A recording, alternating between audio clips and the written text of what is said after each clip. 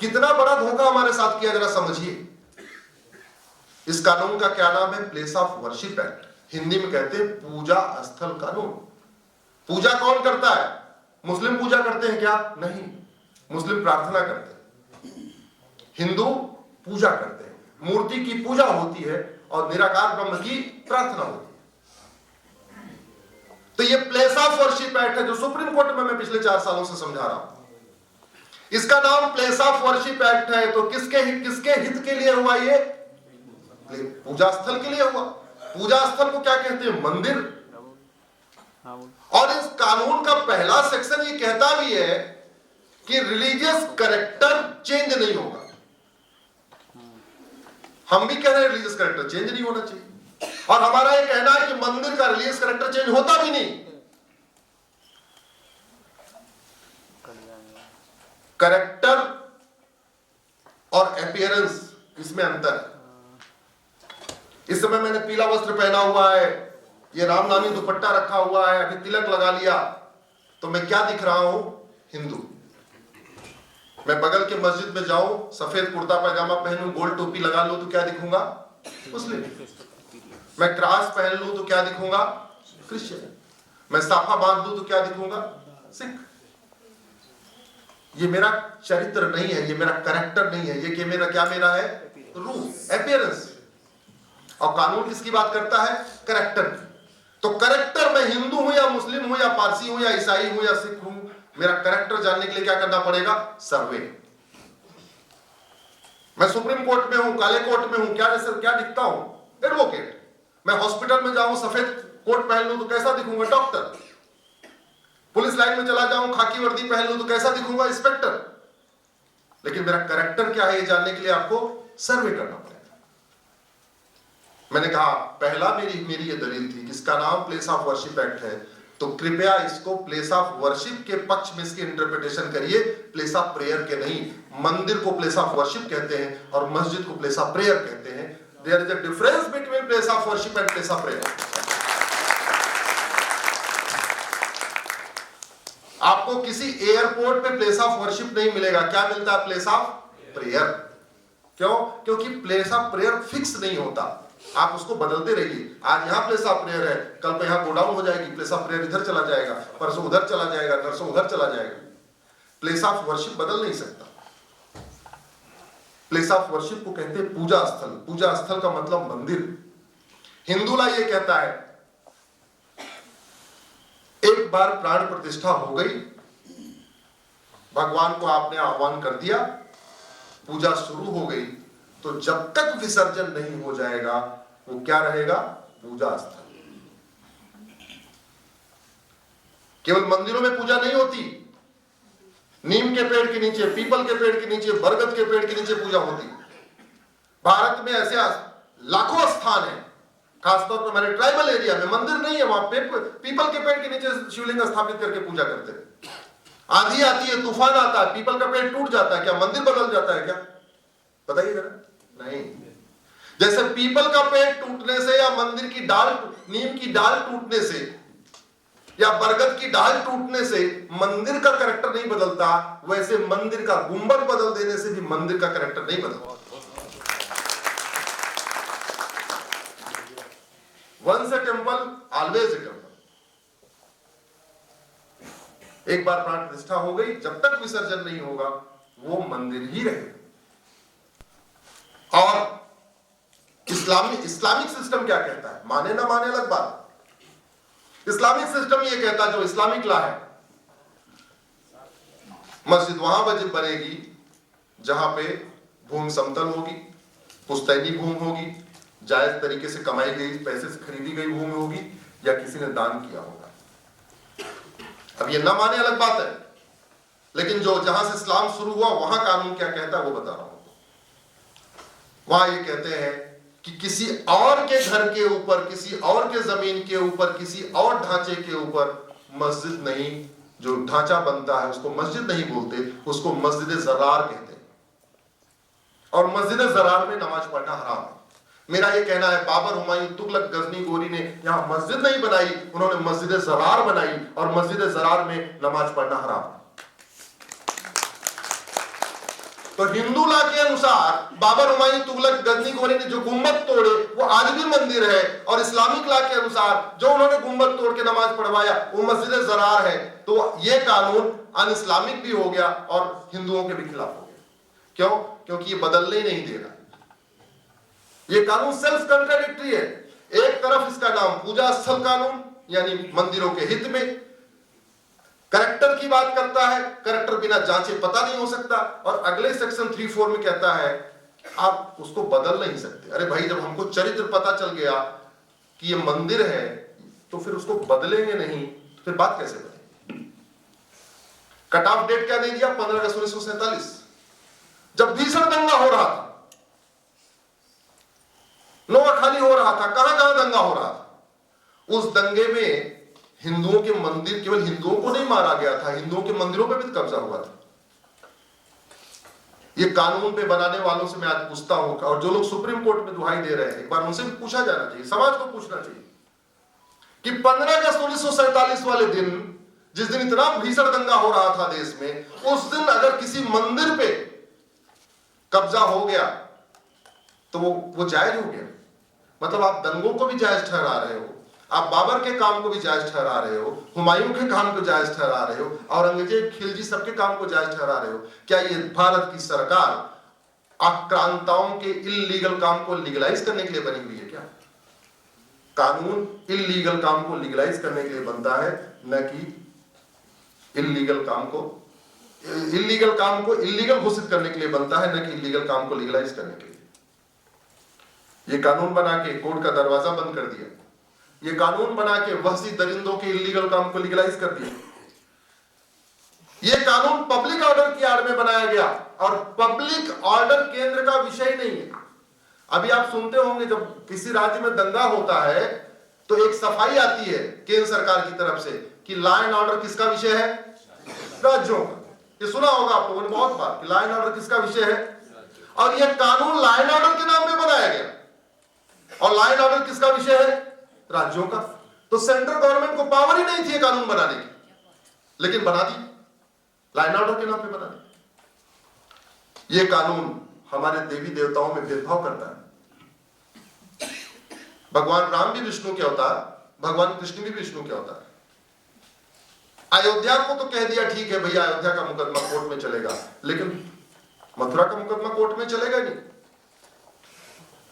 राम भक्तों के लिए जितना महत्वपूर्ण अयोध्या है, भगवान कृष्ण के भक्तों के लिए उतना ही महत्वपूर्ण मथुरा है। भगवान शंकर के भक्तों के लिए उतना ही महत्वपूर्ण काशी है। मां सरस्वती के भक्तों के लिए उतना ही महत्वपूर्ण भोजशाला है। मां दुर्गा के भक्तों के लिए उतना ही महत्वपूर्ण भद्रकाली है। आप हमारे देवी देवताओं में कानून बना के भेदभाव नहीं कर सकते। ये कानून हमारी पहचान जो मिटाने की कोशिश की गई उसको लीगलाइज करता है। ये हमारा राइट टू रिलीजन छीनता है। ये हमारा जो फंडामेंटल राइट है कि हम अपने मठ मंदिरों को मैनेज कर सके, मेंटेन कर सके, वो छीन लेता है।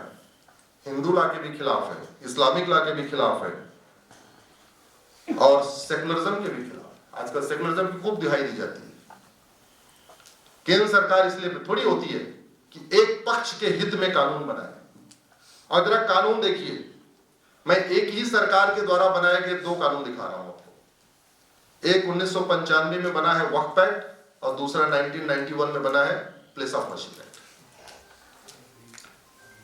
1995 में हिंदुओं का कोर्ट का दरवाजा बंद किया,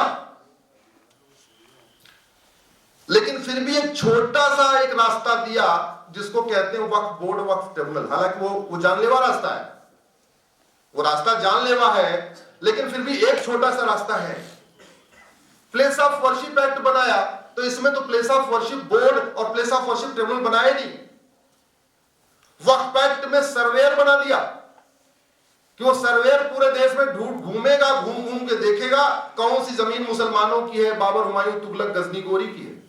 और वहीं दूसरी तरफ प्लेस ऑफ वर्शिप एक्ट में सर्वेयर बनाना तो छोड़िए, हमारे जैसे जो लोग जाके ढूंढ ढूंढ के अगर बता भी रहे कि ये हमारा है, ये हमारा है, तो भी करें, सर्वे नहीं करने देंगे। हिंदुओं को थर्ड क्लास बना दिया है कानूनन। ये मुझे बहुत दुख के साथ कहना पड़ रहा है। कानून के नजरिए में हिंदू भारत में, हिंदुस्तान के हिंदू थर्ड क्लास सिटीजन हो चुके हैं। इतना बड़ा अत्याचार भारत पूरी दुनिया में अपने देश के नागरिकों के साथ नहीं होता। पूरी दुनिया में जो माइनॉरिटी कम्युनिटी है वो इक्वल राइट के लिए संघर्ष कर रही है, और भारत के मेजॉरिटी कम्युनिटी इक्वल राइट के लिए संघर्ष कर रही है। हम तो कह रहे हैं जैसा वक्फ एक्ट है वैसा आप मुझे place of worship act they दो, जैसे वक्फ एक्ट में वक्फ बोर्ड है वैसे मुझे प्लेस ऑफ वर्शिप में प्लेस ऑफ वर्शिप बोर्ड दे दो, जैसे वक्फ एक्ट में वक्फ ट्रिब्यूनल है वैसे हमें प्लेस ऑफ वर्शिप ट्रिब्यूनल दे दो, जैसे इसमें सर्वेयर का एक होता है वो जा जाके ढूंढ ढूंढ के जमीन निकालता है, ऐसे एक सर्वेयर दे दो, हमारा सर्वेयर जाएगा ढूंढ ढूंढ के निकालेगा कहां कहां हमारी जमीनें थी जहां वर्षी दरिंदों ने कब्जा किया। जैसे इसमें आपने कोर्ट का दरवाजा रोका है, ठीक है इसमें कोर्ट का दरवाजा रोको, लेकिन हमारा कम से कम एक हमारा ट्रिब्यूनल तो होना चाहिए कि नहीं होना चाहिए। यही लड़ाई चल रही है। और एक बात और, अगर इस आधार पे कि वक्त प्लेस ऑफ वर्शिप एक्ट का मामला सुप्रीम कोर्ट में चल रहा है और जब तक प्लेस ऑफ वर्शिप एक्ट की पीआईएल पेंडिंग है तब तक सारे सर्वे रोक दिए जाएंगे, तो मैं ये भी बता दूं ये वक्फ एक्ट का मामला भी कोर्ट में चल रहा है और वो भी मेरी पीआईएल। फिर तो इस लॉजिक के हिसाब से माननीय जज साहब आप बैठे बताइए, अगर प्लेस ऑफ वर्शिप एक्ट की मेरी पीआईएल कोर्ट में पेंडिंग है इसलिए पूरे देश में सर्वे नहीं होगा, तो फिर वक्फ एक्ट भी मेरी पीआईएल पेंडिंग है, फिर पूरे देश में वक्फ बोर्ड वक्फ ट्रिब्यूनल के काम को होल्ड कर देना चाहिए, उनके सर्वे को स्टे कर देना चाहिए, जब तक हमारी पीआईएल पे डिसीजन हो जाए सारा का सारा वक्फ बोर्ड बंद हो जाना चाहिए। कम से कम ये इतना हमारे साथ सौतेला व्यवहार तो नहीं होना चाहिए। लड़ाई चल रही है, चलती रहेगी, लेकिन मुझे दुख इस बात का है फॉर्मर कैबिनेट सेक्रेटरी पिल्लई आ गए हमारी पीआईएल का विरोध करने, और हमारी तरफ से कोई रिटायर्ड तहसीलदार तक नहीं आया। फॉर्मर होम सेक्रेटरी आ गए पीआईएल हमारी पीआईएल का विरोध करने, और हमारी पीआईएल का समर्थन करने एक कोई रिटायर्ड डिस्ट्रिक्ट जज या कोई रिटायर्ड पुलिस कप्तान या कोई रिटायर्ड कलेक्टर तक नहीं आया। उनकी तरफ से former chief election commissioner, farmer minority commission chairman, former chief information commissioner, high court के जज, दिल्ली के लेफ्टिनेंट गवर्नर, लेकिन हमारी तरफ से आए भी तो हमें एक विधायक मिला आपकी कृपा से, ये बैठे हुए हैं, और वहां सांसदों विधायकों की लाइन लगी हुई है। आरजेडी के सांसद मनोज झा आए हुए हमारी पीआईएल का विरोध करने, डीएमके पार्टी का सांसद, ओवैसी का पार्टी के सांसद, मुस्लिम लीग का सांसद, कम से कम 7-8 तो सांसद आए हुए। पता नहीं हमारे लोगों को अपनी इमेज की इतनी चिंता क्यों है कि अरे मैं तो कलेक्टर था मैं कैसे पीआईएल करने जाऊं, मैं तो कप्तान था मैं कैसे पीआईएल करने जाऊं। भाई समाधान तो दो ही जगह से होता है, बीमारी का इलाज दो ही जगह से निकलेगा, संसद से निकलेगा, सुप्रीम कोर्ट से निकलेगा। जो संसद में है वो संसद में लड़े, जो सुप्रीम कोर्ट में है सुप्रीम कोर्ट में लड़े। मैं तो संसद में नहीं हूं तो मैं जहां हूं वहीं लड़ सकता हूं, मैं लड़ रहा हूं। लेकिन जो लोग बैठे हैं, मैं एक बता दूं, बाहर से तमाशा देख के बात नहीं बनेगी, कुछ न कुछ तो करना ही पड़ेगा। हरिहर मंदिर में, अच्छा उनका जरा तरीका देखिए, दलील क्या दी गई कि भाई कानून को स्टे कर दीजिए, कह रहे जी सर्वे हो रहा था तो संभल में पत्थरबाजी हो गई। पत्थरबाजी किसने किया? और जिसने पत्थरबाजी किया वही सुप्रीम कोर्ट में आ रहा है, कह रहा साहब स्टे करा दो और सर्वे मत कराओ, नहीं तो पत्थरबाजी हो जाएगी। मतलब खुद ही आग लगा के और खुद ही बता रहे कि आग लगी हुई है, बाकी और मत बढ़ाओ। हम लोगों ने पत्थरबाजी किया नहीं। और वैसे भी ये मामला हिंदू मुस्लिम का थोड़ी है, ये मामला भारत की संप्रभुता और विदेशी आक्रांताओं के बीच में है। मुझे समझ में नहीं आ रहा है, बाबर, हुमायूं, तुगलक, गजनी, गोरी, तुगलक, खिलजी, औरंगजेब के वंशज नहीं आ रहे सुप्रीम कोर्ट। आना तो उनको चाहिए था। किसको आना चाहिए था? भाई जिन्होंने तोड़ा था, अगर वो लगता है हम रिस्टोर करवा लेंगे तो उनको आके विरोध करना चाहिए। और आ कौन रहे? जिनके नाम तो बाबर, हुमायूं, तुगलक, गजनी, गोरी जैसे नहीं लगते। रोमिला थापर जी आ रहे, मनोज झा जी आ रहे, पंडित मनोज मनोज झा आ रहे। जब तक समाज ऐसे लोगों को घेर घेर के सामूहिक रूप से उनको शर्मसार नहीं करेगा, उनकी हिम्मत नहीं टूटेगी। ये जितने मैंने नाम पढ़े 150 वकील, क्योंकि उनको पता है कि हमें कोई शर्मिंदा करने वाला नहीं। ऐसे लोग शर्मिंदा करना चाहिए कि नहीं करना चाहिए? अरे तुम लड़ाई में हमारा सहयोग नहीं कर सकते हो तो कम से कम सामने से तो मत लड़ो। हम लड़ना होगा तो हम लड़ लेंगे सलमान खुर्शीद साहब से, तुम तो मत आओ हमारे सामने लड़ने। उस दिन हमें ऐसे लगा, अभिमन्यु की कहानी मैंने पढ़ी तो थी, लेकिन मैं सोच रहा था अभिमन्यु घिरा होगा तो कैसे घिरा होगा। सारे अपने घेर के, जैसे अभिमन्यु को खड़े थे ऐसे सारे अपने हमारे घेर के बैठे हुए थे वहां पे। ठीक है, 17 फरवरी को फिर सुनवाई होगी, फिर आगे उस पर बात बनेगी।